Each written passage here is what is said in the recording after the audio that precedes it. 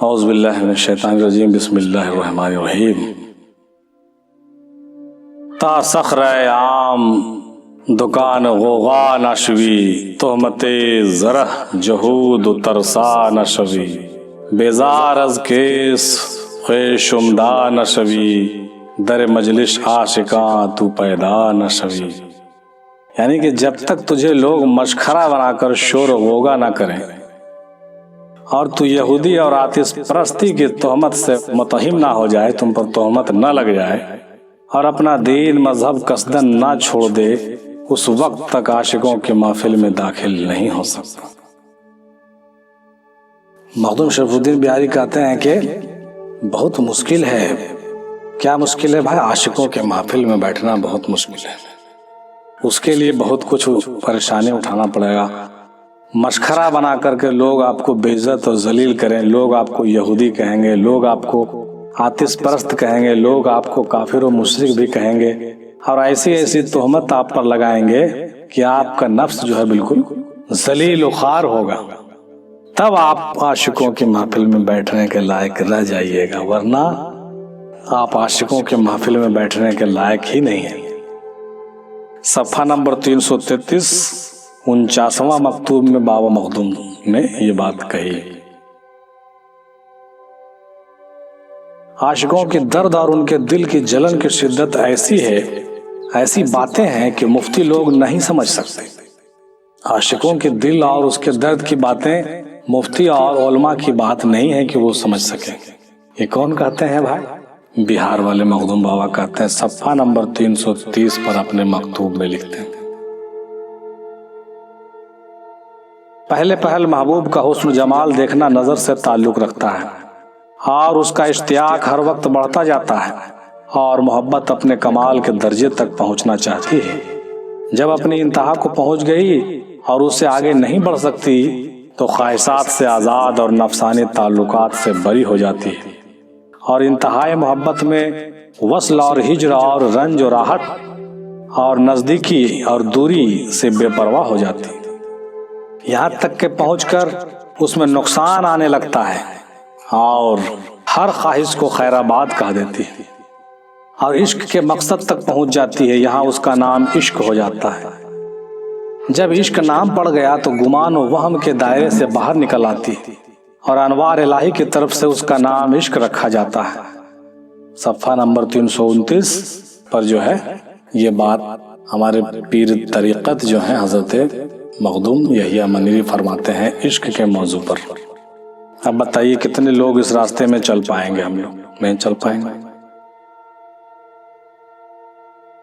جب تک اس کو پوجتا ہے اس کا نام عابد ہے، جب ہم لوگ اس کو پوجتے ہیں تو ہمارا نام عابد ہے، اور جب اس کو جانتا ہے تو ہمارا نام عاقل ہے، اور جب اس کو پہچانتے ہیں تو ہمارا نام عارف ہے، اور جب ماں سوا سے پرہیز کرتے ہیں تو زاہد ہیں، اور جب سچائی کے ساتھ اس کا ارادہ کرتے ہیں تو مخلص ہیں، جب دوستی کے راہ میں قدم رکھتے ہیں تو مشتاق ہیں، اور جب اس کی رضا کے لیے ساری مخلوق کو نظر سے گرا دیتے ہیں تو خلیل ہیں، اور جب اس کے مشاہدے پر اپنے ہستی تصدق کر دیتے ہیں تو حبیب ہو جاتے ہیں۔ جب یہاں تک پہنچ جائے کہ اپنی فنا اور بقا کو دوست کی ذات میں کلیتاً گم کر دے تو اس کا نام عاشق پڑتا ہے، تب ہمارا نام عاشق پڑے گا۔ یہ صفحہ نمبر 329 پر لکھی ہوئی ہے مکتوبات میں، مطلب سب کا الگ الگ درجہ ہے۔ اب آپ یہ دیکھیے کہ آپ عاشق ہیں، کہ آپ حبیب ہیں، کہ آپ خلیل ہیں، کہ آپ مشتاق ہیں، کہ مخلص ہیں، کہ زاہد ہیں، کہ عارف ہیں، کہ عاقل ہیں، کہ عابد ہیں۔ اگر عابد ہیں تو عاقل بنیے، عاقل ہیں تو زاہد بنیے، زاہد ہیں تو مخلص بنیے، مخلص ہیں تو مشتاق بنیے، مشتاق ہیں تو خلیل بنیے، خلیل ہیں تو حبیب بنیے، اور حبیب ہیں تو پھر عاشق بن جائیے۔ بہت اونچی چیز ہے۔ کہا گیا ہے کہ دوست ازلی کے مشاہدے کے نور سے عشق پیدا ہوتا ہے، یعنی اپنے دوست کے مشاہدے کے نور سے عشق پیدا ہوتا ہے، ایسے نہیں کہ عشق ایسے ہی پیدا نہیں ہو جاتا، ہر تجلی کے طرح آتا ہے اور آنکھوں میں اپنا نور اور کانوں میں اپنی گونج رکھ دیتا ہے، رفتار میں تیزی اور صفت میں مخلوقات سے کنارہ کشی کا جذبہ پیدا کر دیتا ہے۔ اب عاشق جو کام کرے گا نہ اپنے فائدے کے لیے اور نہ کسی غیر کے لیے، بلکہ ہر کام بے اختیارانہ اس سے سرزد ہوگا، اور ان سب کے معنی عشق کے ہی ہیں۔ اب بتائیے کتنے لوگ اس منزل میں ٹھہریں گے، چاہے وہ پیر ہوں، چاہے وہ کہنے کے فقیر ہوں، چاہے وہ مرید ہوں۔ ہے نا ڈیفیکلٹ راستہ، بہت مشکل ہے ہم لوگوں کا۔ عاشق کا جو کام ہوگا وہ کیا ہوگا؟ نہ اپنے فائدے کے لیے ہوگا نہ کسی غیر کے لیے۔ بڑا عجیب سوال ہے، نہ اپنے فائدے کے لیے ہوگا نہ کسی غیر کے لیے، بلکہ ہر کام بے اختیارانہ اس سے سرزد ہوگا، اس کے عمل پر اس کا اختیار ہی نہیں ہوگا۔ اللہ اکبر، کتنی بڑی بات ہے۔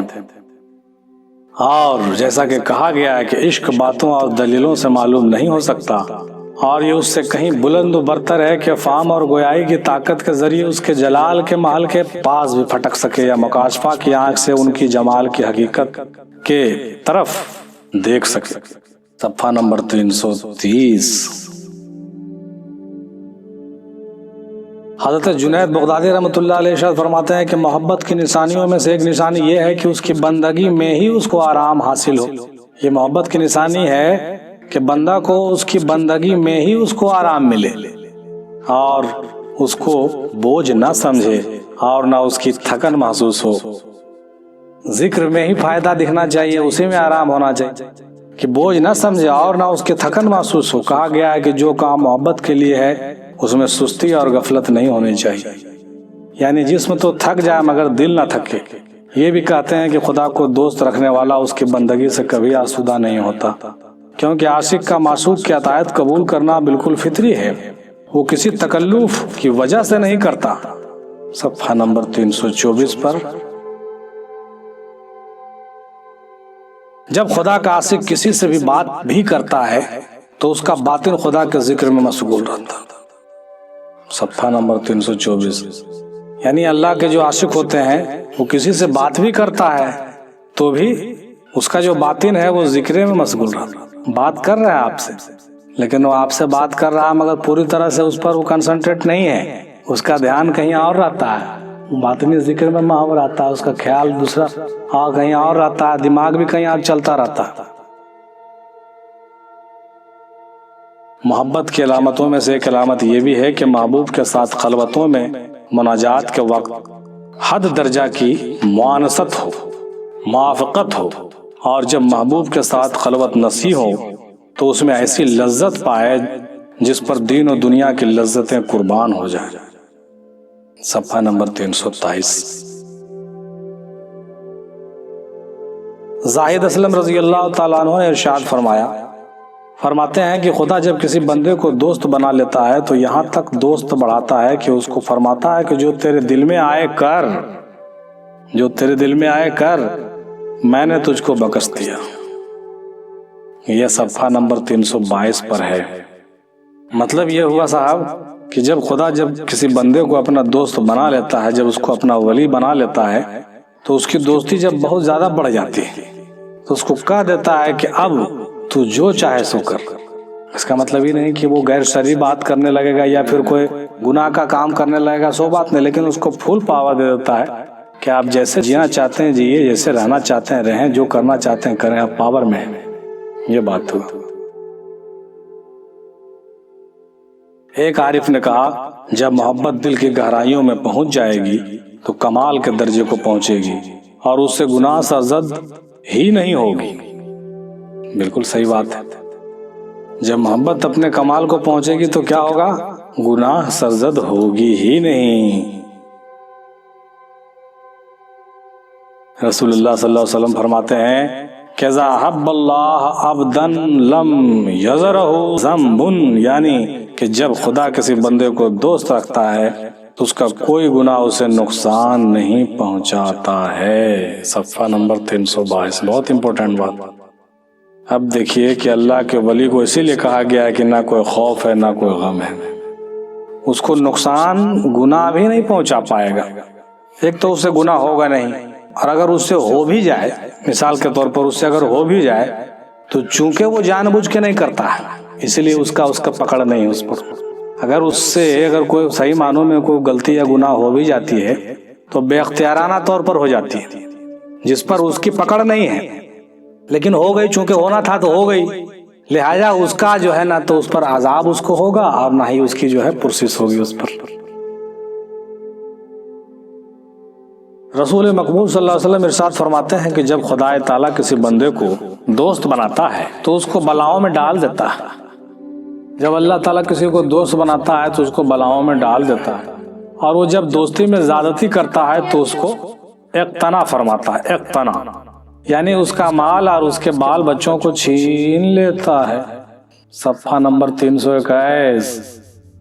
اس کو کیا کرتا ہے؟ بلاؤں میں ڈالتا ہے، اور جب دوستی میں زیادتی کرتا ہے اور زیادہ دوستی جب بڑھاتا ہے، جیسے جیسے دوستی بڑھے گی ویسے ویسے مشکلات بڑھے گی اور بال بچہ پر مصیبت آئے گا، یہاں تک کہ اس کو اقتنا فرماتا ہے۔ اقتنا مطلب ہوتا ہے کہ مال اور اس کے بال اور بچوں کو چھین لیتا، مال بھی چھین لے گا، بال بچہ بھی چھین لے گا، عزت بھی سماج سے چھین لے گا، پوری طرح سے آپ کو ایسا بنا دے گا جس طریقے سے آم کو روپنے کے لیے پوری طرح سے تراشا جاتا ہے۔ تراش کے نا گٹھلی نکلے گا جی، گٹھلی کیسے نکلے گا؟ سموچے آم روپیے گا تو ہوگے گا نہیں۔ ایک فقر سکھاتا ہے صیاد کو نخچیری، علامہ اقبال بولے نا، مطلب وہ آپ کو فقیری میں ڈالے گا۔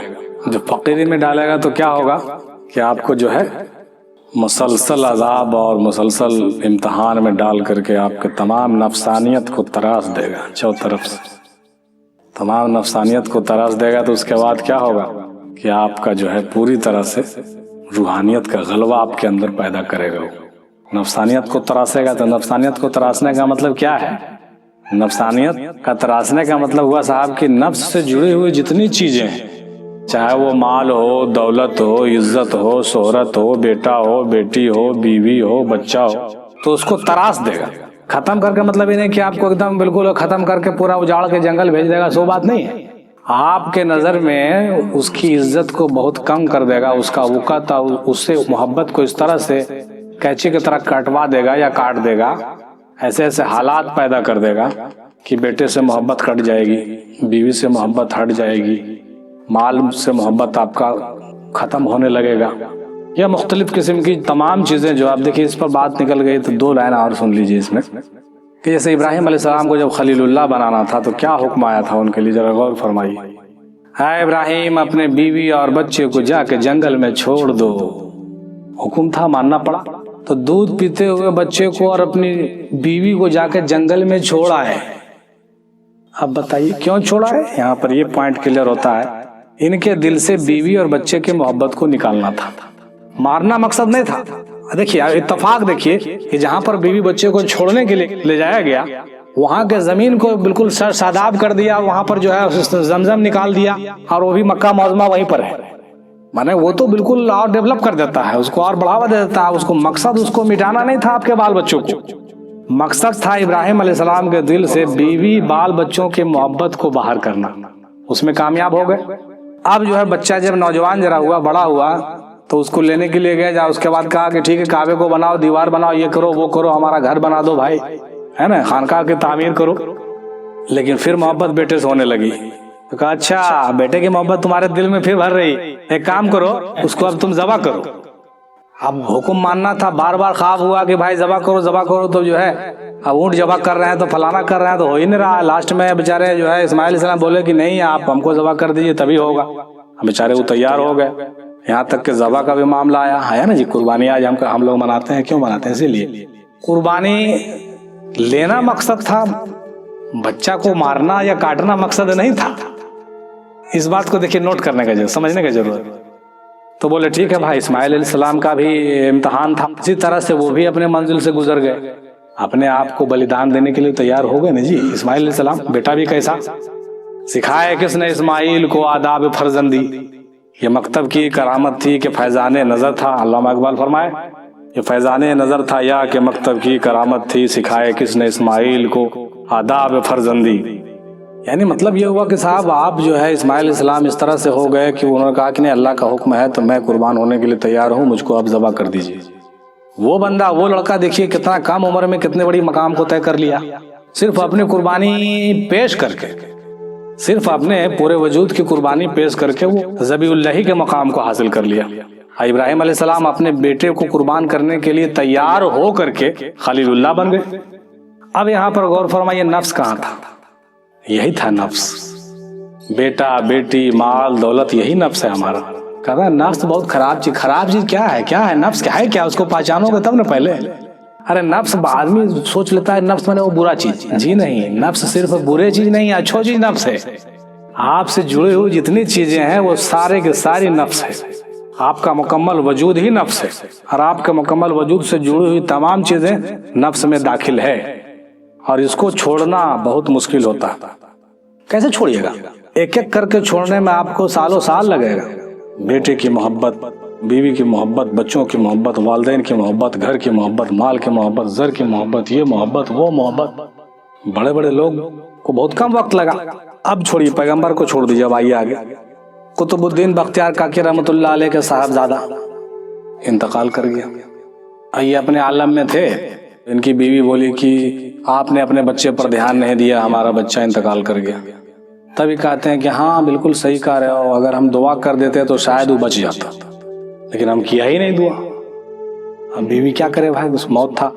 حضرت ابو الحسن خرقانی رحمۃ اللہ علیہ، ان کے بیٹے کو لا کر کے دروازے پر کسی نے قتل کر کے رکھ دیا تھا۔ ان کی بیوی جھڑواتی تھی ان کو بہت زیادہ، بولی کہ اپنا بیٹا کو کوئی مار دیا، لا کر کے قتل کر دیا، دروازے پر رکھ دیا، اور تم کیسے آدمی ہو، کیسے اللہ کے بندہ ہو، کیسے تم ولی ہو کہ تم کو یہ بھی پتہ نہیں ہے؟ بہت میں جھڑ جاتی تھی، اور تم جو ہے کیا کرتے ہو کہ تمہارا بیٹا مر رہا ہے، تم اپنے آپ کو بہت یہ سمجھتے ہو۔ ابو الحسن خرقانی کو بہت ملال ہوا، تو بعد میں یہ بھی بولتے ہیں کہ ہاں اگر میں دعا کرتا تو وہ شاید زندہ بھی ہو جاتا یا مرتا بھی نہیں، لیکن میں نے ایسا کیا ہی نہیں، کیونکہ میں دوسرے راستے میں چل رہا تھا۔ میں کلمہ طیب لا الہ الا اللہ محمد رسول اللہ کے مشن میں چل رہا تھا۔ میں اپنا مشن میں تھا تو مجھے پتہ نہیں تھا کہ میری ہستی کدھر جا رہی ہے، میرے بال بچے کدھر جا رہے ہیں، میرے بیوی کا کیا حال ہے۔ میں تو ماں تھا، وہی حال ہمارے دادا حضور کا تھا۔ تو 14 سال تک ایسا غائب رہے کہ کیا گھر میں ہو رہا ہے کہ نہیں ہو رہا ہے، بیٹا ٹھیک ہے کہ نہیں، بیٹا پڑھ رہا ہے کہ نہیں، بیٹی کے کیا حال ہے، بال بچے کا گھر خیریت کیسے چلے گا، بالکل بے خبر۔ بے خبر مطلب یہ نہیں کہ وہ نہیں چاہتے تھے کہ وہ سب مر جائے، سو بات نہیں، وہ مطلب اپنے مشن میں اس طرح سے لگے رہے کہ اپنے نفسانی تمام چیزوں کو، اپنے روحانیت کو اوپر رکھا اور نفسانیت والی چیزوں کو جو ہے نیچے رکھا، اور اس سے اوپر اٹھتے چلے گئے۔ جب اوپر اٹھتے چلے گئے تو نفس تو زیر ضرور ہوا، نفس چھوٹا ضرور، لیکن بعد میں وہی نفس کی چیزیں جو ہے آباد ہو جاتی ہیں۔ آج دیکھیے انہی کا آل اولاد ہم لوگ ہیں، بالکل سبز و شاداب ہیں، اور ان کے پکڑنے سے شاید ہم لوگ یہ سب چیزیں نہیں حاصل کر سکتے، لیکن ان کے چھوڑ دینے سے اللہ تعالیٰ کا کرم ہو گیا، وہ اپنے منزل کو پہنچ گئے، اور ہم لوگوں کو بھی جو ہے اپنے منزل کی طرف بڑھانے کا ایک راستہ کھول دیے کہ بھائی دیکھو وہ راستہ پکڑنے سے نہیں پکڑا گا، چھوڑنے سے پکڑاتا ہے۔ بڑا اچھا شعر ہے، بھروسہ نہ خدا کا تو ڈبا دیتی ہے کشتی کو، بھروسہ نہ خدا کا تو ڈبا دیتی ہے کشتی کو، خدا کے واسطے اب چھوڑ دے کشتی سمندر میں۔ تو اس طرح کی باتیں ہیں کہ آدمی جو ہے کیا کرے۔ تو اس میں یہی سب بات نکل گیا، تو دیکھیے ہم بول دیے ہیں اس میں۔ کہنے کا مطلب یہ ہوا کہ بہت مشکل ہے ہم لوگوں کو اس راستے میں چلنا، اور فنا کے راستے سے گزرنا اور نفسانیت سے اوپر اٹھنا بہت اونچی بات ہے، معمولی کھیل تماشا نہیں ہے۔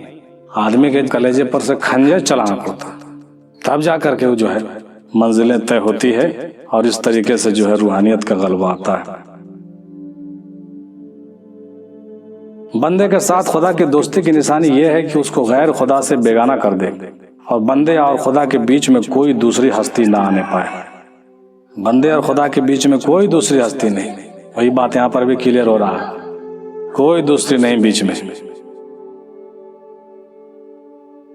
پھر رسول اللہ صلی اللہ علیہ وسلم اس موضوع پر فرماتے ہیں کہ جب خدا بزرگ و برتر کسی بندے کو دوست رکھتا ہے تو اس کو بلاؤں میں مبتلا کر دیتا ہے، پھر اگر اس نے صبر کیا تو اجتبا کے لقب سے سرفراز کرتا ہے، اور سرخم تسلیم کر لیا تو استفاق خلت سے نواز دیتا ہے۔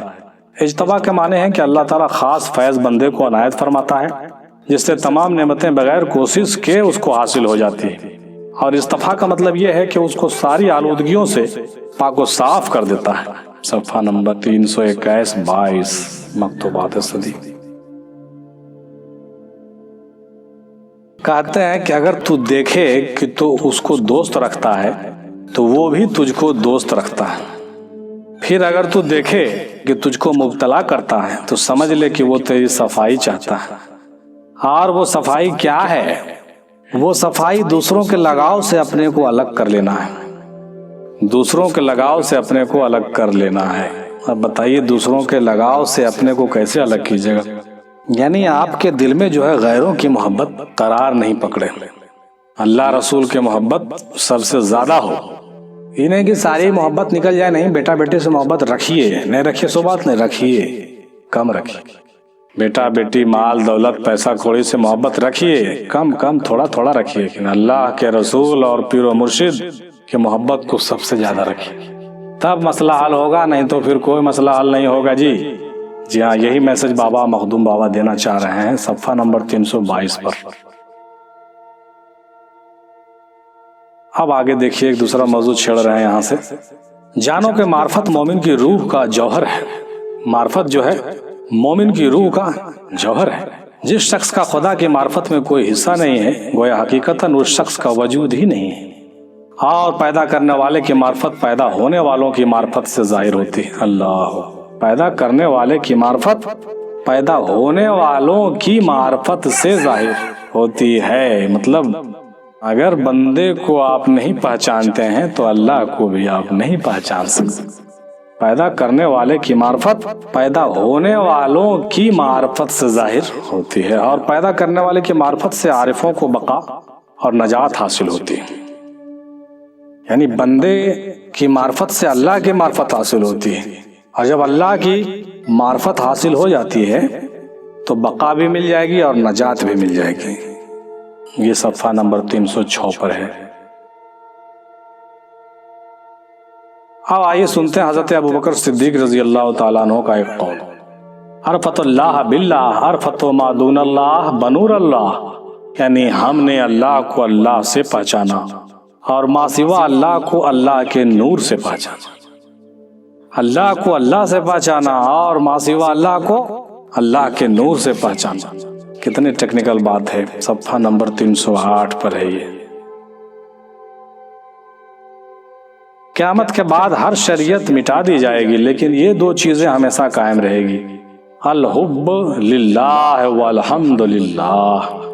قیامت کے بعد کوئی شریعت نہیں، سب مٹا دیا جائے گا، کوئی نیم قانون کچھ نہیں، لیکن دو چیزیں رہے گی، الحب للہ والحمد للہ، یعنی خدا کے لیے محبت اور خدا کی حمد و ثنا، دو چیزیں نہیں مٹے گی، یعنی محبت نہیں مٹے گی اور تعریف حمد و ثنا نہیں مٹے گی۔ دادا حضور ہندی میں دو بات کہتے تھے کہ دو چیزیں کبھی نہیں مٹے گی، ہو پہلا چیز ست اور دوسرا چیز پریم۔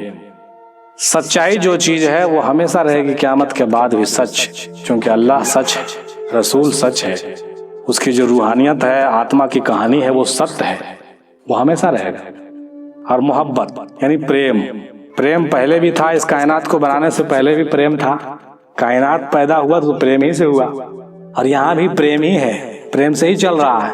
اب پریم یہاں سے مٹنے کے بعد بھی جو دنیا رہے گی وہاں بھی پریم ہی ہوگا، اور جو لوگ پریمی ہوں گے انہی کے بڑے بڑے منزل ہوں گے۔ اسی لیے یہ آیا ہے کہ الحب للہ والحمد للہ، یعنی خدا کے لیے محبت ہمیشہ رہے گی اور خدا کے لیے تسبیح یعنی حمد، بڑائی تو اسی کا نا بھائی، جو سچائی ہے اسی کی نا بڑائی ہوگی جی، ختم ہو گیا بات۔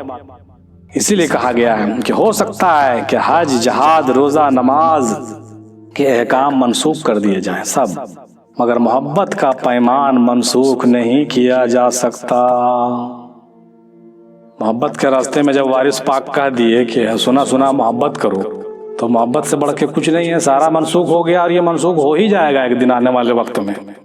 مخدوم بابا کہتے ہیں کہ کہا گیا ہے کہ ہو سکتا ہے حج، جہاد، روزہ، نماز کے احکام منسوخ کر دیے جائیں مگر محبت کا پیمان منسوخ نہیں کیا جا سکتا ہے، اور بہشت میں روزانہ جس کی شکل تیرے سامنے آئے خداوند تعالیٰ کی معرفت کا ایک عالم تجھ کو نظر آئے گا۔ اللہ اکبر، اس سے پہلے تو نے کبھی دیکھا نہ ہوگا، یہ ایسا کام ہے جو کبھی ختم نہیں ہو سکتا۔ بھائی اس بات کو نوٹ کیے کہ بہشت میں روزانہ جس کی شکل تیرے سامنے آئے گی खुदावंद ताला की मार्फत का एक नया आलम तुझको नजर आएगा। बहुत मार्केबल बात है ये सफ़ा नंबर 320 पर है। हजार आशिक आमद बतमा सोहबत माँ, निशार करद दिलो दीद खाद मान मुरा। यानी कि हजारों आशिक हमसे मिलने की तमन्ना में आए, लेकिन हमारे खादिमों का हुस्न देखकर ऐसे मबहूश हुए कि अपना दीदा दिल उन पर कुर्बान कर बैठे। अब देखिए मखदूम बाबा कैसा शेर व शायरी करते थे। सफ़ा नंबर 319 पर अल मारफतु नारुल मोहब्बतुन व नारुन फिन्नार, यानी कि मार्फत एक आग है और मोहब्बत आग के अंदर एक ऐसी आग है जिसने एक जहान को जला डाला। एक तो मार्फत आग है और ऊपर से मोहब्बत आग के अंदर एक आग है। एक तो मार्फत आग है और ऊपर से मोहब्बत उस आग के अंदर आग है, और वही काम हम लोग कर रहे हैं। क्या हाल होगा, क्या अंजाम होगा। सफ़ा नंबर 318 गोता लगाने वाले जब दरिया में गोता मारते हैं, जो दरिया की जान है उसकी बातें करते हैं। यानी वो मछली नहीं पकड़ते जो रुपये पैसे से खरीदी जा सकती है, बल्कि वो ऐसा मोती ढूंढते हैं जो कि अंधेरे घर को रोशनी कर देगा। ये काम बड़े होशियारी और सर धड़ की बाजी लगा देने का है, कोई खेल तमाशा नहीं। सफ़ा नंबर 316 जब दुनिया के बादशाह अपने नौकरों को नवाजा करते हैं तो टोपी और अब्बा का खलत पहनाते हैं और कोई बड़ी जागीर उसको दे देते हैं, मगर जब वो अल्लाह किसी पर करम फरमाता है तो पहले टोपी और अब्बा को उतार लेता है और नंगा भूखा बना कर बिठा देता है। एकदम उल्टा कहानी है यहाँ। जब दुनिया में कोई चीजें दी जाती है तो सबको बढ़िया से आरास्ता पैरास्ता करके उसको टोपी और कुर्ता पहनाया जाता है और ताज रखा जाता है, लेकिन जब अल्लाह ताला किसी को अपना दौलत नवाजना चाहता है तो सबसे पहले टोपी उतारता है, फिर कुर्ता उतारता है, सारा चीज करके एकदम नंगा भूखा बैठा करके एकदम फकीर बना देता है। तब नहीं आखिर नक्शचीरी कैसे होगा। तराशने के बाद उसको जब एकदम बना देता है, गुठली और जमीन में डाल देता है, मिटा दे अपनी हस्ती को। अगर कुछ मर्तबा चाहे तो दाना खाक में मिलकर गुलो गुलजार होता। तब उसको गुलजार बनाना होता है तो पहले तो मिटाना होगा ना उसको, फिर वो जमीन में दबा देता है, दफन कर देता है, मरने से पहले मार देता है उसको। लेकिन उसके बाद जब उस पर जो है रहमतों की बारिश होती है ना, तो वही जो गुठली होता है वो ऐसा दरख्त बन के पैदा होता है कि एक आलम को जो है अपने फल और मेवे से जो है नवाजता है। यही है फनायत और बकायत की मंजिल है जो इस रास्ते में लोगों को तय करनी पड़ती है। और इस बात का चलन इस तरह से है कि जो कोई उसके तरफ मतवज्जा होता है, जब तक अपने आप को नहीं मार डालता वापसी का मौका नहीं पाता। मतलब ये एक ऐसा रास्ता है कि अगर आप चल पड़े तो लौटने का कोई गुंजाइश नहीं है, पार होना ही पड़ेगा। सफ़ा नंबर 316 अगर तू हमको चाहता है तो रंजो गम में अपने को झोंक दे और दीवानों की तरह दुनिया की खाक छानता रहा और दिल को खून बनाकर आंखों के सुपर्द कर दे, फिर दोनों आंखें खोने के बाद जान भी गंवा दे। जो भी लोग बचाया इस रास्ते में हमेशा पछताया, जो लुटाया वही पाया। अगर तू हमको चाहता है तो रंजो गम में अपने को झोंक दे और दीवानों की तरह दुनिया की खाक छानता फिर और दिल को खून बनाकर आंखों के सुपर्द कर दे, फिर दोनों आंखें खोने के बाद अपनी जान भी गंवा दे। जिसके दिमाग में जरा भी उसके मोहब्बत की बू पहुंची है, उससे कह दो कि सलामती से अपना दिल उठा ले। सलामती से अपना दिल उठा ले मतलब अपना सलामती भूल जाइए। हम लोग तो एकदम अपने आप को बचाने के लिए हर हाल में कोशिश करते हैं, एकदम बचाना चाहते हैं हर चीज को। जान बचे, माल बचे, आंख बचे, नाक बचे, मुंह बचे, सेहत बचे, तंदुरुस्ती बचे, बाल बचे, बच्चा बचे, घर बचे, दीवार बचे, सब कुछ बचे। लेकिन इस रास्ते में अगर ये कंसेप्ट आपके दिमाग में है तो रास्ता बदल दीजिए। जिसके दिमाग में जरा भी उसकी मोहब्बत की बू पहुंची है, जरा सा भी अगर उसकी मोहब्बत का यहाँ पर खुशबू दिमाग में है, तो कह दीजिए उसको कि अपनी सलामती से अपना दिल उठा ले और भूल जाए कि सलामत कैसे रहना है। اور اپنی ہستی کو خیر آباد کہہ دے، الوداع الوداع، کیونکہ المحبت لا تبقى ولا نظرا، یعنی محبت کچھ بھی باقی نہیں رکھتی اور کچھ بھی نہیں چھوڑتی۔ صفحہ نمبر 315۔ دیکھیے ایک بات ہے کہ ہم لوگ جو ہے تھیوریکل جان تو رہے ہیں، پریکٹیکل نہیں ہوگا ہم لوگوں سے۔ پریکٹیکل اگر کر جائیے گا تو مخدوم بابا بن جائیے گا، جان لیجئے، لیکن نہ تو ہم لوگ پریکٹیکل کریں گے نہ مخدوم بابا بنیں گے۔ چا حسن است این کر ہر گردم رخت را صد نظر بینم، ہنوزم آرزو باشد کہ یک بار دیگر بینم، گر در روز ہزار بارت بینم کہ در آرزو بار بادر غر خواہم بود، یعنی اللہ اللہ کیا حسن ہے، اگر ہر وقت تیرے چہرے کو 100 مرتبہ دیکھوں تو یہ بھی تمنا باقی رہتی ہے کہ ایک بار پھر دیکھوں، اگر ایک دن میں 1000 مرتبہ بھی دیکھوں تجھ کو تو دل میں یہی آرزو رہتی ہے کہ ایک دفعہ پھر دیکھوں۔ صفحہ نمبر 313 پر مخدوم بابا یہ کون سے حسن کی بات کر رہے ہیں؟ یہ اسی حسن کی بات کر رہے ہیں جو ہمیشہ ہمیشہ رہنے والا ہے۔ ما رأیتا شیئا اللہ ورایت اللہ فیہا، یعنی کہ میں نے کوئی چیز ایسی نہیں دیکھی کہ جس میں اللہ نظر نہیں آیا ہو۔ صفحہ نمبر 211-12۔ جو شخص اپنے کو دیکھتا ہے وہ خدا کو نہیں دیکھ سکتا۔ صفحہ نمبر 305۔ جو شخص اپنے کو دیکھتا ہے وہ خدا کو نہیں دیکھ سکتا، جو اپنے کو نہیں دیکھتا ہے اس کو خدا نظر آئے گا۔ جب دونوں جہان میں ایک ہی خدا ہے تو تجھے اپنے 4 عناصر سے کیا کام؟ ایک ہی کو پکار، ایک ہی کو چار، ایک ہی کو تلاش کر، ایک ہی کو دیکھ، ایک ہی کو جان اور ایک ہی کا ذکر کرتا رہ۔ صفحہ نمبر 305۔ جب تک زید کی ملکیت ہے عمر کی ملکیت نہیں ہو سکتی، اور جب تک غیر خدا کی بستیں اس سے زائل نہ ہو جائیں وہ خدا کا بندہ نہیں ہو سکتا۔ صفحہ نمبر 304۔ بندہ ایمان کی ڈینگ نہ ہانکے، بندہ ایمان کی ڈینگ نہ ہانکے جب تک کہ اس کی صفتیں ویسی نہ ہو جائیں۔ کلو من الحق و بالحق وللحق والہ الحق، یعنی کہ اس کا سب خدا ہی ہے، خدا ہی سے ہے اور خدا ہی کے ساتھ ہے اور خدا ہی کے لیے ہے اور خدا ہی کے طرف ہے، یعنی ہر چیز کی ابتدا خدا ہی ہے اور سب چیزوں کا وجود قیام خدا کے ساتھ ہے اور ساری ملکیت اور بادشاہت خدا ہی کے لیے ہے اور سب کو واپس اور لوٹنا وہ خدا ہی کے طرف۔ جب یہ صفتیں پیدا ہو جاتی ہیں تو ایسا شخص اپنے ایمان میں متحقق ہو جاتا ہے۔ صفحہ نمبر 303۔ جو آدمی پڑھنے کے لیے تیار ہے انا للہ و انا الیہ راجعون، یعنی جو زندے میں اپنے لاش کا جنازہ اٹھا لے وہ صحیح معنوں میں ایمان والا ہے۔ جو زندے میں اپنے لاش کو کاندھا دے دے اور پڑھ دے انا للہ و انا الیہ راجعون۔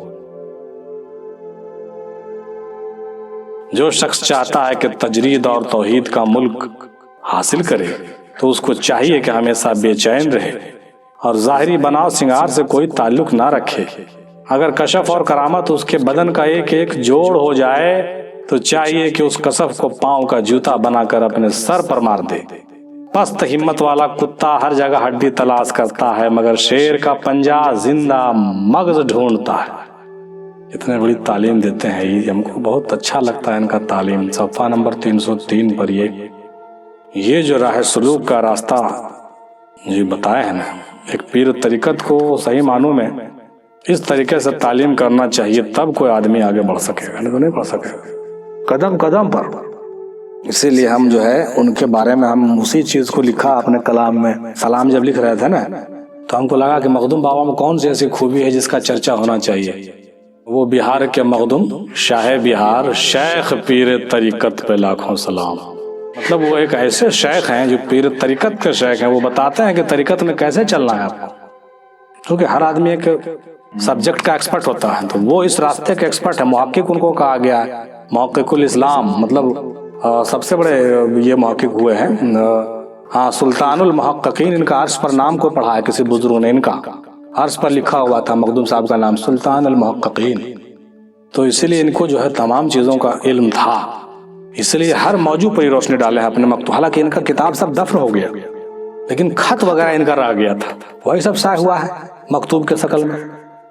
कुछ किताबें इनकी है, वो भी कौन किताब है, किताब नहीं है, वो खत जमा करके किताबी शक्ल दिया गया है। मकतूबात सदी और 2 सदी, उसी से हम इसमें जो कुछ नोट्स बनाए उसी से बनाए हैं। मादन अल मानी है, कुछ किताब जो जमा हुआ है ना, मतलब चिट्ठी चपाती से, उसको लोग शाये कर रहे हैं खादिम लोग। बाकी 10-20 हजार किताब इनका था, जिसको हुक्म था कि मेरे जनाजे के साथ कब्र में दफन कर दो। अब देखिए जरा कितनी बड़ी बात, इसको जरा दोहरा लीजिए फिर से, कि जो शख्स चाहता है कि तजरीद और तौहीद का मुल्क हासिल करे, तो उसको चाहिए कि हमेशा बेचैन रहे और ज़ाहिरी बनाव सिंगार से कोई ताल्लुक ना रखे। अगर कश्फ और करामत उसके बदन का एक जोड़ हो जाए, तो चाहिए कि उस कसफ को पांव का जूता बनाकर अपने सर पर मारे। पस्त हिम्मत वाला कुत्ता हर जगह हड्डी तलाश करता है, मगर शेर का पंजा जिंदा मगज ढूंढता है। यहाँ पर देखिए एक बात याद आ गया, हजरत बायजीद बुस्तामी रहमतुल्लाह अलैह कहीं से गुजर रहे थे, तो एक बुजुर्ग को देखा कि वो नदी के किनारे खड़ा था और एक मछली पकड़ने वाला मछली जाल डाल रहा था और मछली छान रहा था, उसे खींच रहा था। और ये जो बुजुर्ग थे, शायद हजरत नूरी रहमतुल्लाह अलैह थे, नाम भूल रहे हैं हम, या कोई थे उन्हीं के ज़माने के एक बुजुर्ग, बहुत करामत वाले बुजुर्ग, बायजीद बुस्तामी रहमतुल्लाह अलैह के ज़माने के बुजुर्ग। तो नदी पर वो बुजुर्ग खड़े थे और वो मछुआरा जो है मछली पकड़ रहा था। अब बायजीद बुस्तामी दूर से दोनों की हालत को देख रहे थे। मछली पकड़ने वाला को कह रहे थे कि सुनो, अभी तुम मछली निकालोगे ना जाल, पूरा 2 सेर मछली निकलेगा, तौल लेना तुम। ठीक है, वो निकालता था तो 2 सेर होता था, 1 ग्राम ज्यादा नहीं। माने ये करामत थी। बार बार रुका था, अच्छा ठीक है अभी 1 सेर आएगा, अभी 2 सेर आएगा, अभी एकदम 5 सेर आएगा। जैसे जैसे ही कहते थे साहब, वैसे वैसे उतने मछली निकल रहा था। और ये कहानी देख रहे थे हज़रत बायजीद बुस्तामी रहमतुल्लाह, और यहाँ से खड़े होकर के उनका चेहरा गर्म हुआ, जरा एकदम गरमाए, सब चीजें बड़ी खिलाफ रहते थे। करामत दिखाने वाले बुजुर्ग का टांग तोड़ देते थे। कहते थे अपने आप को बाबा समझता है, तुम बड़का करामत दिखाए फिर रहा है ना। मतलब बातों से वो तरदीद करते थे, जुबान से कम लेकिन बात से ज्यादा, मतलब डायरेक्ट नहीं किसी को हट कर देते। देखिए क्या कहा, यहाँ से कह रहे हैं बेवकूफ, बहुत साहिब करामत समझता है अपने आप को। उसके बाद यहाँ से कहते हैं कि खुदा करे कि अगले बार जो मछली निकले उसमें मछली ना हो, उसमें सांप हो और उसको डस ले।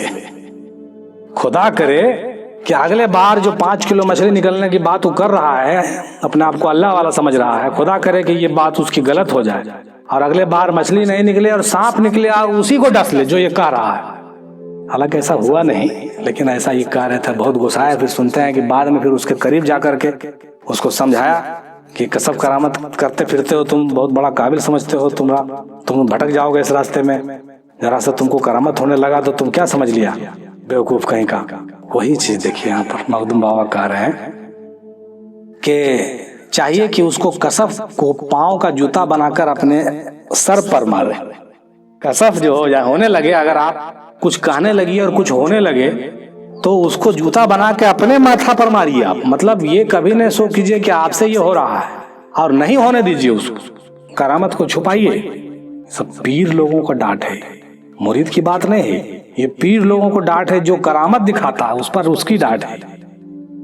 अब आगे देखिए, उसी में कहते हैं कि जो पस्त हिम्मत वाला, मतलब नीचा हिम्मत वाला जो कुत्ता होता है, वो हड्डी तलाश करता है। यही हड्डी है जो आप तलाश कर रहे हैं, करामात और कसफ और ये वो, ये नजर आ जाए, वो नजर आ जाए, मैं यहाँ से देखूं तो वहां नजर आ जाए। ये कुत्ता का काम है जो हड्डी ढूंढ रहा है।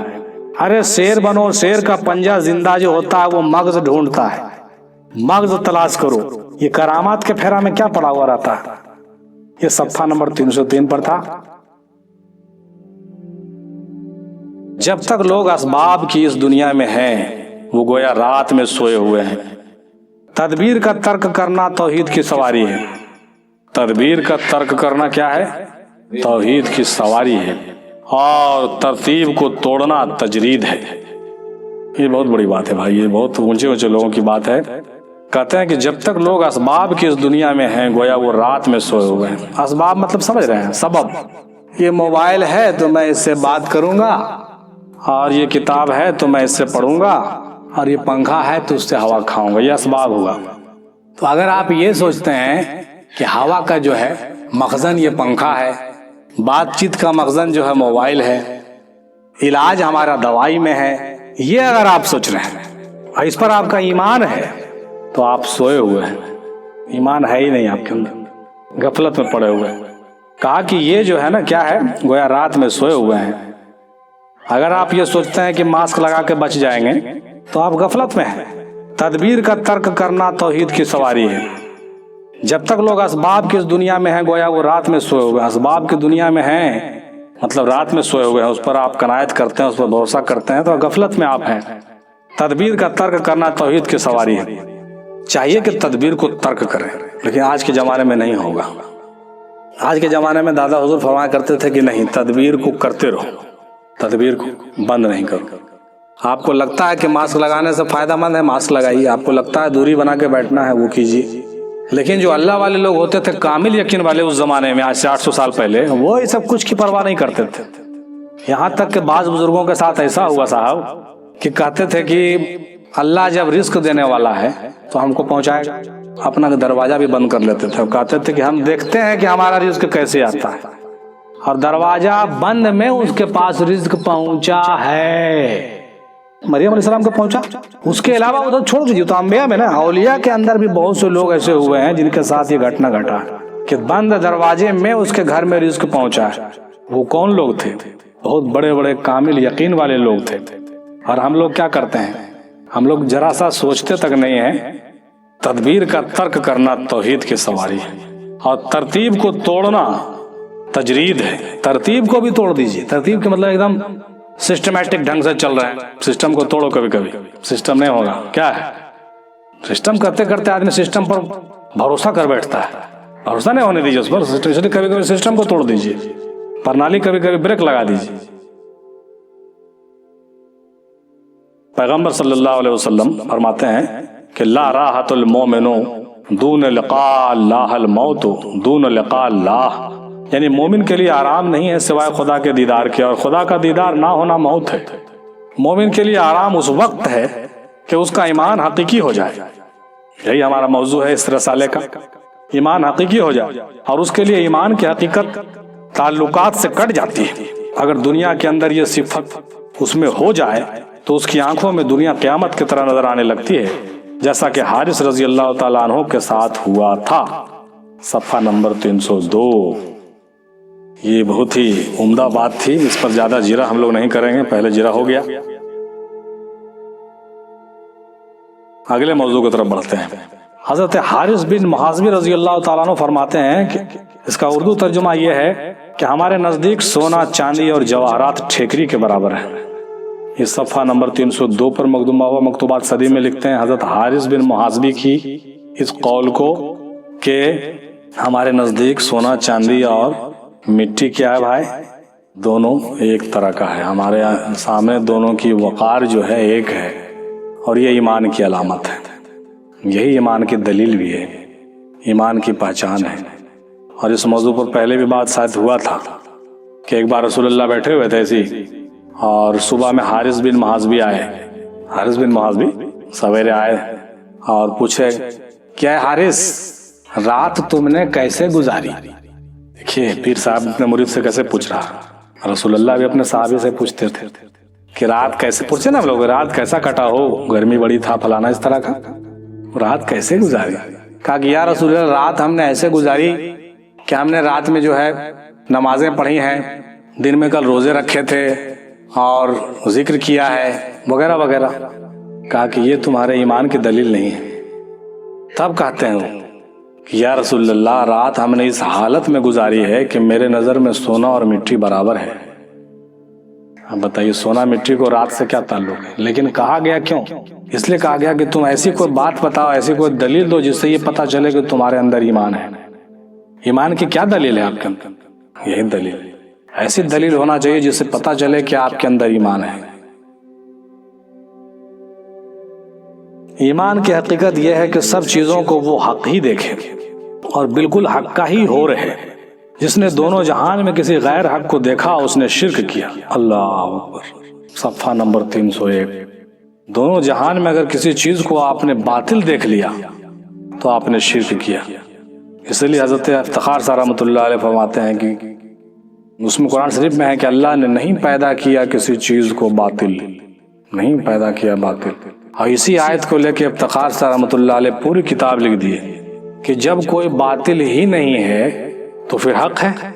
تو حق ہے تو کیسے ہے اس کو پہچانیے. تب اس میں وضاحت میں لکھی ہے کہ جس طرح سے زر سے زیور ہوتا ہے اسی طرح سے خالق سے مخلوق ہوا، اور خالق بھی حق ہے تو اس سے جو پیدا ہوا مخلوق غیر حق کیسے ہو جائے گا. بہت بڑی ریسرچ ہے ان کی اس موضوع پر جو ہے وحدت الوجود کا بہت بڑا ریسرچ. قرآن شریف کا 2 حرف کا ایک آیت ہے، 2 ہی حرف ہے اس کے اندر، اس پر ریسرچ کیا اور اتنی موٹی کتاب لکھ کر کے وہ ثابت کیے کہ اللہ نے کہہ دیا کہ ہم نے نہیں پیدا کیا غیر، تو کیسے غیر پیدا نہیں ہوا اور کیسے حق، تمام چیزیں کیسے حق ہے.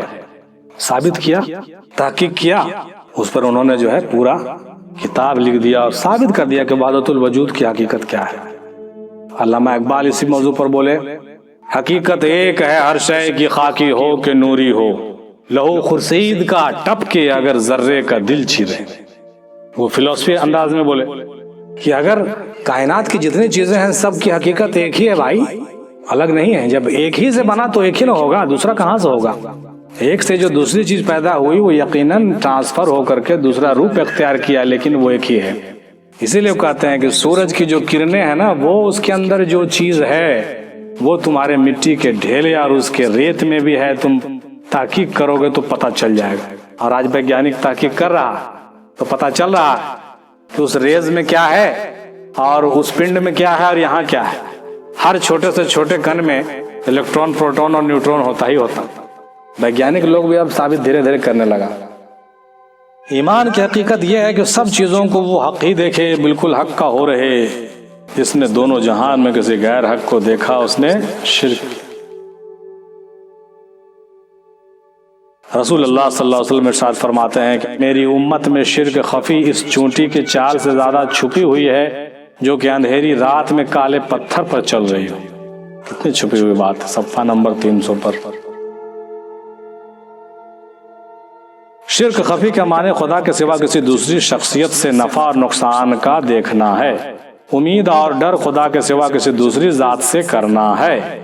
مکاری کی باریکیاں اور بناوٹی پوشیدگی اور غرور اور تکبر کو چھپانے کی کوشش کرنا ہے اور لوگوں کی تعریف سے خوش ہونا ہے اور اپنی مذمت و برائی سن کر رنجیدہ ہونا. یہ سب باتیں شرک خفی میں داخل ہیں. صفحہ نمبر 300.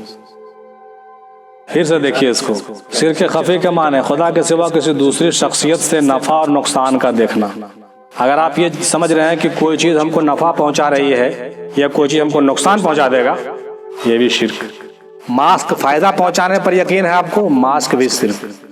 کورونا نقصان پہنچائے گا آپ کو، یہ اگر مانتے ہیں وہ بھی شرک.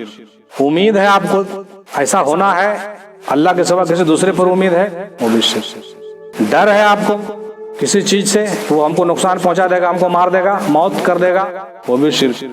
اس کے علاوہ دیکھیے تو ہم لوگ سمجھ بھی رہے تھے کچھ بناوٹی پوشیدگی، میں نے کوئی چیز چھپائے ہوئے ہیں آپ اس کو ظاہر نہیں کر رہے ہیں، وہ بھی شرک. غرور بھی شرک. غرور اور تکبر ہے آپ کے اندر مگر آپ اس کو چھپانے کی کوشش کر رہے ہیں تو یہ بھی شرک کر رہے ہیں. اور لوگوں کی تعریف سے خوش ہو رہے ہیں. لوگ آپ کو کہہ رہے واہ اتنا بڑھیا پڑھتا ہے، اتنا بڑھیا بیان کرتا ہے کہ باپ رے 500,000 آدمی اس کے بیان کو سنتا ہے، ہم سن رہے ہیں، ارے خوش ہو رہے ہیں. اگر ہم اپنے اوپر لیتے ہیں دوسرا کہہ لیں گے بھائی. اگر ہم اپنی تعریف سن کر کے خوش ہو رہے ہیں تو بھی ہم شرک کر رہے ہیں. اور اپنی مذمت اور برائی سن کر اگر رنجیدہ ہو رہے ہیں، اگر کہہ دیا گیا ارے یہ سب بکواس کرتا ہے، خالی کھانے کمانے کا ذریعہ ہے، تو برائی کیا تو برائی سن کر کے کہتا ہے کہ اگر آپ رنجیدہ ہو رہے ہیں، بہت تکلیف ہو رہا ہے اگر آپ کو، تو بھی آپ غلط کر رہے ہیں، آپ شرک کر رہے ہیں. ہاں یہ سب چھوٹی چھوٹی چیزیں، تمام چیزیں شرک. اب سمجھ میں آتا ہے کہ اسلام میں کتنی گہرائی. اب یہ بھی سمجھ میں آ رہا ہے कि क्यों नहीं सब वली बन जाता। आसमान के तारे जो इस दुनिया में हमको इतने ऊंचे दिखाई देते हैं, और ये चांद जो बादशाह का दर्जा रखता है, और ये आफताब जो सबों का शहंशाह है, और जहान की रोशनी की खिदमत इसी के सुपर्द है, ये सब के सब मोमिन के दिल से रोशनी अख्ज़ करते हैं, और मोमिन का दिल हक ताला की नज़र से नूर हासिल करता। सफ़ा नंबर 299। यानी कायनात में जितनी चीज़ें हैं मोमिन के दिल से रोशनी लेता है। वैज्ञानिक कहता है कि सूरज से रोशनी चांद लेता है, और जब ज़मीन को भी सूरज से मिलती है रोशनी, लेकिन मखदूम बाबा कहते हैं कि सूरज, चांद और जितने भी मखलूक़ात हैं आसमान में जो दिख रहा है, सितारे, वो मोमिन के दिल से रोशनी लेते हैं। जितने भी आसमान में जो स्टार चमक रहे हैं, यहाँ तक के चांद भी, आफताब भी और चांद भी और सूरज भी और सितारे भी, सारे के सारे मोमिन के दिल से रोशनी हासिल करते हैं, और मोमिन अल्लाह के नूर से रोशनी हासिल करता है। उसने अर्श पैदा किया और मुकर्रबों के हवाले किया, बहिश्त पैदा किया, रिजवान के सुपर्द किए, दोज़ख बनाया, मालिक के हवाले किया, और मोमिन का दिल बनाया तो फरमाया मोमिन का दिल खुदा की अंगुलियों में से 2 अंगुलियों के बीच में। सफ़ा नंबर 299। अर्श पैदा किया तो मुकर्रबों के हवाले कर दिया, फरिश्तों, चारों फरिश्ते वहां पर ड्यूटी लगा दिया। बहिश्त पैदा किया तो रिजवान के सुपर्द कर दिया। रिजवान क्या है? दरोगा है जो जन्नत में ड्यूटी कर रहा है, उसका नाम है रिजवान। और दोज़ख बनाया तो मालिक नाम का कोई फरिश्ता है जो निगहबानी कर रहा है, उसका वहां का मालिक है, उसके हवाले किया। लेकिन जब मोमिन का दिल बनाया तो कहा कि मोमिन का दिल खुदा के अंगुलियों में से 2 अंगुलियों के बीच में है। मोमिन का दिल खुदा के अंगुलियों में से 2 अंगुलियों के बीच में है, मतलब ऐसे है, मतलब वो जिधर फेरना चाहता है उधर फेर देता है। सफ़ा नंबर 299। ये बात सिवाय औलिया के किसी को नसीब नहीं कि उनके लिए दरिया और बेआबान एक कदम की राह है, और आदमी, जिन्नात, चौपाए और जंगली चरिंद परिंद उनके हुक्म के ताबे हैं। जो कुछ चाहे हो जाए, मगर जो अल्लाह ने चाहा है ये उसके सिवा और कुछ ना चाहेंगे, और वो यकीनी हो कर रहेगा। यानी औलिया अल्लाह के बारे में मखदूम बाबा फरमाते हैं कि उनको ये कुव्वत हासिल है कि वो जहाँ चाहे वहाँ जाएं, और बेआबान हो या जंगल हो, एक कदम की राह है उनके लिए। गौस पाक तो फरमाए कि मैं जो है सारी दुनिया को ऐसे देखता हूँ जैसे हाथ पे चने रखा हुआ हो, और तुम्हारे घर के हालात को मैं ऐसे जानता हूँ जैसे मेरे सामने शीशा में सब दिखाई दे कि तुम क्या सोच रहे हो, तुम क्या कर रहे हो, तुम क्या। सबका, यानी कि खाली एक आदमी का नहीं। गौस पाक कहते हैं कि सबका हमको पता है कि तुम कैसे क्या कर रहे हो, क्या कहाँ खा रहे हो, क्या पी रहे हो, सब पता।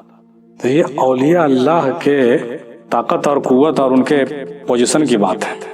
और कहते हैं कि वो जो चाहें सो होगा, लेकिन वो वही चाहेंगे जो हम चाहते हैं। जो हम चाहते हैं ये वही चाहते हैं, और जो चाहेंगे वही होकर रहेगा। बहुत बड़ी बात है। बाज़ बुजुर्गों ने कहा है कि खुदा तक पहुंचने की राह सिर्फ 2 कदम है। खुदा तक पहुंचने की राह सिर्फ 2 कदम है, और इसमें फर्क होता गया है। किसी ने 70 वर्षों में रास्ते की मुश्किलें तय की हैं, और किसी ने 20 बरस में, और कोई 10 बरस में, और कोई 1 बरस में, और कोई 1 महीना में, बल्कि 1 हफ्ता में भी, बल्कि 1 घड़ी में भी। और कोई ऐसा भी हुआ है जो खुदा की मदद से पल भर में रास्ता तय कर लेता है। सफ़ा नंबर 296, 43वां मकतूब में ये बात लिखी हुई। अल्लाह तक पहुंचने के सिर्फ 2 ही कदम है। इसमें हम आप जितना वक्त लगाइएगा ये हमारे ऊपर डिपेंड करता। हजरत इमाम शिबली से किसी ने पूछा कि आप अल्लाह तक कैसे पहुंचे और कितने दिन में पहुंचे? इमाम शिबली फरमाते हैं कि अल्लाह तक पहुंचने में मुझे 3 दिन लगे। कैसे पहुंचे भाई? पहले दिन हमने जो है दुनिया छोड़ दी, दूसरे दिन हमने आखिरत छोड़ दिया, और तीसरे दिन अल्लाह के बारगाह में पहुंच गया। अब कैसे दुनिया छोड़िएगा और कैसे आखिरत छोड़िएगा? बारिश पिया के सामने एक आदमी पहुंचा, کہا کہ حضور آپ کے پاس آئے ہیں، ہم کو آپ اپنا آستانہ پر جگہ دے دیجئے، ہم بالکل ارادہ بنا کے آئے ہیں۔ بہت دیر تک چپ رہے، اچانک آنکھ کھولے، بولے کہ سب کچھ چھوڑنا پڑے گا۔ وہ تھوڑی دیر آنکھ بند رکھا، اس کے بعد بولا حضور سب چیز چھوڑ دیے ہیں تو چلے جاؤ، ہو گیا کام۔ ایک لائن میں سوال، دوسرا لائن میں جواب، اور تیسرا لائن میں آتا ہو گیا سب۔ بہت سارے بزرگوں نے یہ کہا ہے، اس کا اتفاق ہے کہ خدا تک پہنچنے کی راہ صرف 2 قدم ہے، اس میں فرق ہوتا گیا ہے۔ کسی نے 70 برسوں میں اس راستے کو طے کیا، کسی نے 20 برسوں میں طے کیا، کسی نے 10 برسوں میں، کسی نے 1 برس میں، کسی نے 1 مہینہ میں، کسی نے ہفتہ میں، کسی نے 1 گھڑی میں، اور کوئی ایسا بھی ہوا ہے جو پل بھر میں طے کر لیا۔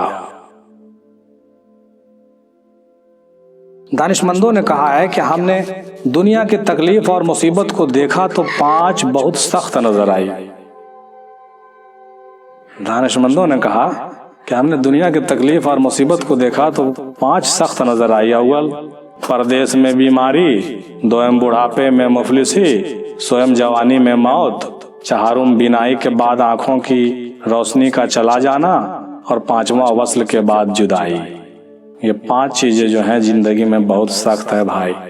صفحہ نمبر 295۔ پہلا، پردیس میں بیماری بہت مصیبت کرتا ہے۔ دوسرا، بڑھاپے میں جو غریبی ہوتی ہے بہت مصیبت، بال بچہ نہیں دیکھے گا کیا حال ہوگا۔ تیسرا، جوانی کی موت، جوانی میں آدمی مر جاتا ہے تو بہت بڑا غم کی بات ہے۔ چوتھا، آنکھ ہونے کے بعد اگر کسی کی روشنی چلی گئی بہت زیادہ افسوس ہوتا ہے۔ 5واں، ملاقات کے بعد جدائی، بہت تکلیف دیتا ہے۔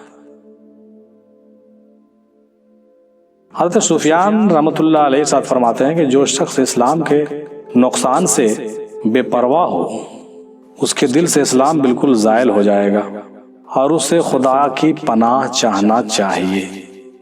سفیان فرماتے ہیں کہ جو شخص اسلام کے نقصان سے بے پرواہ ہو، مطلب اگر ہم لوگ مسلمان ہیں تو ہم لوگ اسلام کا فکر کریں۔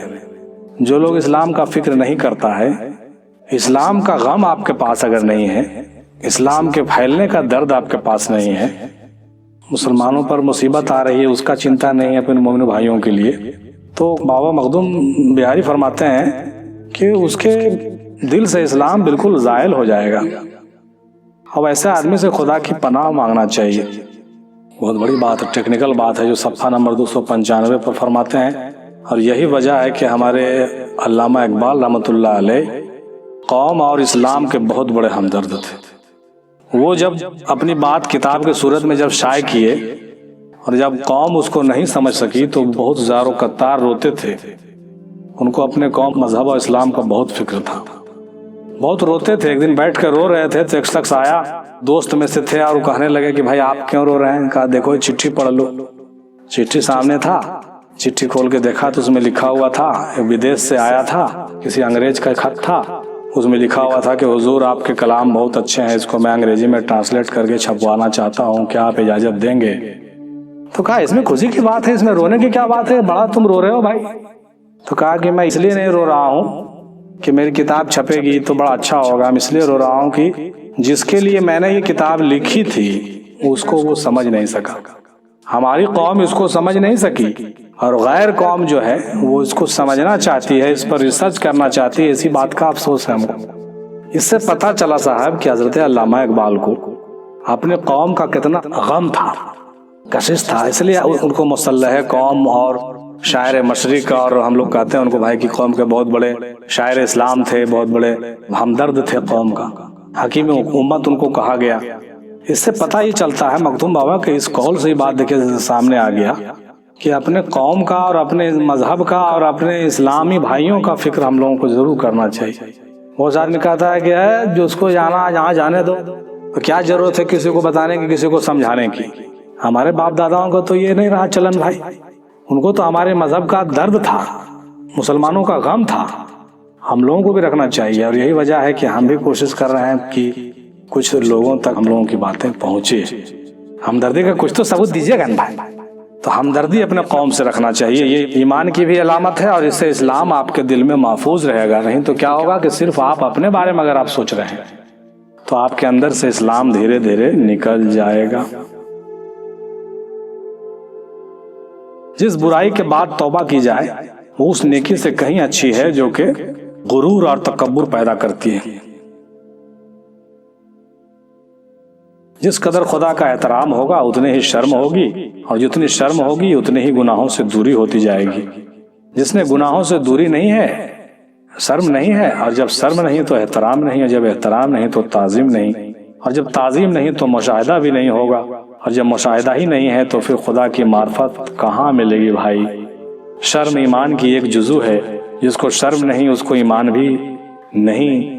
شرم ایمان کا ایک حصہ ہے، جیسا کہ جسم میں سر کا مرتبہ ہے، یعنی ایمان بغیر شرم و حیا کے باقی نہیں رہ سکتی ہے۔ یہ حدیثوں میں بھی آیا ہے، اس صفحہ نمبر 291 پر ہے۔ جو کچھ ہم نے لکھا ہے وہ مٹا دینے لائق ہے، اور ہم نے جو کچھ بھی پڑھا ہے اور جانا ہے اور سمجھا ہے وہ خیال اور وہم تھا، اور جو کچھ اٹھایا ہے وہ پھینک دینے کے لائق ہے۔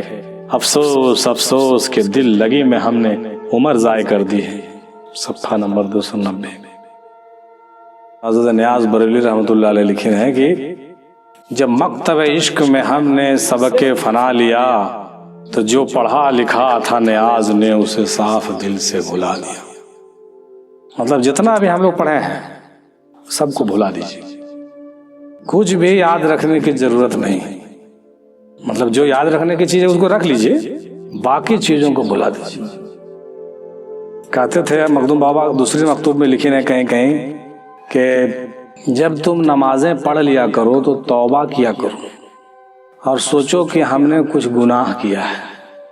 ہم نے کوئی بھی اچھا برا کام کر کے تو توبہ کرتے ہو نا، اسی طریقے سے کوئی اچھا بھی کام کرو تو توبہ کرو کہ تم نے گناہ کیا ہے۔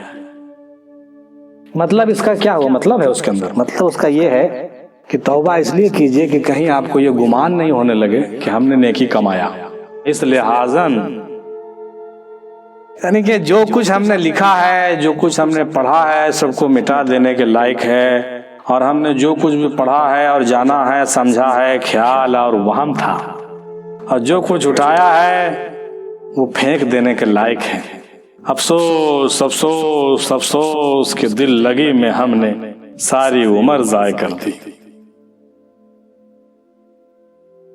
جب ایمان ہوگا تو اسرار کا مشاہدہ ہوگا، اور جب مشاہدہ صحیح ہوگا تو تعظیم بجا لائے گا۔ جب باطن میں تعظیم ہوگی تو ظاہر میں اس کی مطابعت کرے گا، اور باطن میں تعظیم دیکھے گا تو ظاہر کو اس کے خلاف کرنے سے شرم آئے گی۔ خلاصہ یہ ہے کہ جس مرتبے تک اسرار خداوندی کا مشاہدہ ہوگا ماں سوا کا وجود اس سے جدا ہوتا جائے گا۔ جب کمال استغنا الہی کا مشاہدہ ہوگا تو ساری خواہشیں اور لالچ اس سے دور ہو جائیں گی۔ جب کمال قدرت کا مشاہدہ کرے گا تو سارا خوف اس کے دل سے جاتا رہے گا، اور جب خدا کے اکرام و مہربانی کا مشاہدہ ہوگا تو خدا کے ساتھ اس کی اتنی محبت ہوگی کہ کسی اور کی محبت اس کے دل میں باقی ہی نہ رہے گی۔ اور جب خدا کے انتہائی فضل و عطا کا مشاہدہ ہوگا تو اس کے خدا کی ذات کے ساتھ اس قدر سرور و نشاط ہوگا کہ سارے جہان کو اس کی ضرورت لاحق ہوگی۔ اور جب خدا کی بخشش و کرم کا مشاہدہ ہوگا تو احوال و افعال کو دیکھنے کی طاقت اس کے وجود میں باقی نہ رہے گی، اور جب خدا کے قہر کا مشاہدہ ہوگا تو ساری عقل و سمجھ اس کے دل و دماغ سے نکل جائے گی، اور جب خدا کے کاموں کی بے سببی کا مطالعہ کرے گا تو اس کو اپنی کسی کام پر بھروسہ نہ رہے گا، اور جب اس کی بزرگی اور جلال کا مشاہدہ ہوگا تو اس کو بے تعلقی کا خوف و ہراس ایسا ہوگا کہ اس کو کسی طرح قرار و آرام حاصل نہ ہو سکے گا۔ یہ بہت امپورٹنٹ بات ہے، اس کو دہرا لیں گے ایک بار ذرا ہم لوگ۔ یہ صفحہ نمبر 288 اور 289 پر تھا، پھر سے دیکھیے اس کو۔ خلاصہ یہ ہے کہ جس مرتبے تک اسرار خداوندی کا مشاہدہ ہوگا ماں سوا کا وجود اس سے جدا ہوتا جائے۔ جب کمال استغنا الہی کا مشاہدہ ہوگا تو ساری خواہشیں اور لالچ اس سے دور ہو جائے گی۔ جب اس کے راز و بھید کا مشاہدہ ہوگا تو سوا اس کے کسی کا وجود دماغ میں آئے گا نہیں، اور جب یہ پتہ چلے گا کہ ہم لوگ کا وہ مالک کل جو ہے بہت غنی ہے، اس بات کا مشاہدہ ہوگا تو ہمارے اندر لالچ ختم ہو جائے کہ جب مالک غنی ہے تو ہم کو لالچ کس بات کا کرنا ہے، جب جتنا چاہے گا اتنا دے گا۔ اور جب کمال قدرت کا مشاہدہ ہوگا، اس کے طاقت و قوت کا مشاہدہ ہوگا تو خوف ہمارے دل سے چلا جائے گا کہ بھائی وہ سب سے بڑا طاقت والا ہے تو خوف کس بات کا ہے۔ اور جب خدا کے اکرام اور مہربانی کا مشاہدہ ہوگا، جب ہم یہ سمجھیں گے کہ وہ کرم کرنے والا اور وہ بہت مہربانی کرنے والا ہے، تو محبت ہماری بڑھے گی اس سے، ہے نا بھائی؟ اور کسی کی محبت پھر وہاں پر جگہ نہیں لے گی، یہ بات ہو جائے گی۔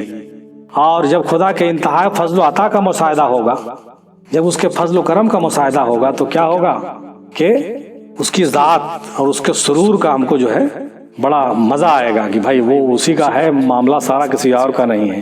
سارے جہان کو اس کی ضرورت لاحق ہوگی۔ جب ایسا بن جائیے گا تو آپ کی ضرورت جو ہے، سماج کو آپ کی ضرورت ہوگی، سماج کو لگے گا کہ آپ کی ضرورت ہے۔ اسی میں آگے بڑھا کے پھر لکھے ہیں کہ جب ایسا ہو جائے گا تو احوال و افعال کو دیکھنے کی طاقت اس کے وجود میں باقی نہ رہے گی۔ اور جب خدا کے قہر کا مشاہدہ ہوگا، جب دیکھیے گا کہ وہ قہر والا ہے، تو ساری عقل و سمجھ اس کے دل و دماغ سے نکل جائے گی۔ جب اس کے قہر سے ڈرنا شروع کیجیے گا تو دماغ زیادہ لگانا بند کر دیجیے گا۔ کتنا دماغ لگائیے گا، جب وہ قہر کرے گا تو کوئی مائے کا لال نہیں ہے جو آپ کو بچا لے کسی چیز سے، سمجھ لیجیے ہاں۔ اور جب خدا کے کاموں میں بے سببی کا مطالعہ کیجیے گا، مطلب یہ لگے گا کہ اس کا کام بغیر سبب کا ہوتا ہے، تو کیا ہوگا؟ تو اس کو اپنے کسی کام پر پھر بھروسہ رہے گا نہیں رہے گا۔ جب ہم دیکھیں گے کہ بغیر کیے ہوئے یہ ہو جاتا ہے جو کر کے نہیں ہوتا ہے، جس کو ہم کرتے ہیں وہ نہیں ہوتا ہے، اور جس کو ہم نہیں کرتے ہیں وہ ہو جاتا ہے، تب جا کر کے یہ مشاہدہ جب ہوگا تب آپ کی ایمان اور یقین کا جو ہے پختگی بہت بڑھے گا۔